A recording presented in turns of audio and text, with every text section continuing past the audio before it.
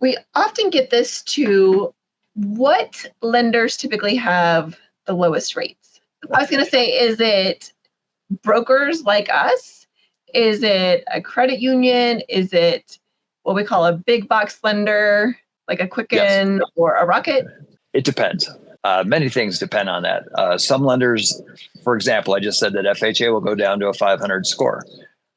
If let's say you're at a 590, only a handful of lenders are even going to want to touch that loan. Doesn't mean it can't be done, but you may call a lender that can't even do that loan. So the rate's pretty irrelevant at that point. A lot of what determines rates is determined by a particular company's appetite. So what we call a big box lender or a bank depends on if they want to be aggressive on their rates and pricing or if they don't.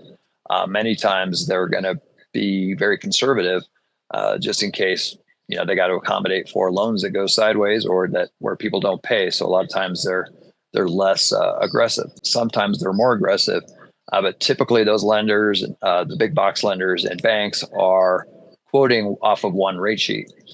Since we're mortgage brokers, we have several. I mean, we can look at 100 different companies' rates, but typically we tend to look at 10 or 20 different companies' rates, and those banks are all competing for our business. So while one lender might be really low price today, they may not be low price next week. So to be able to compare a bank, union, or a mortgage broker, you really have to look at the same time, within the same time block, definitely on the same day, because rates change daily and multiple times a day often.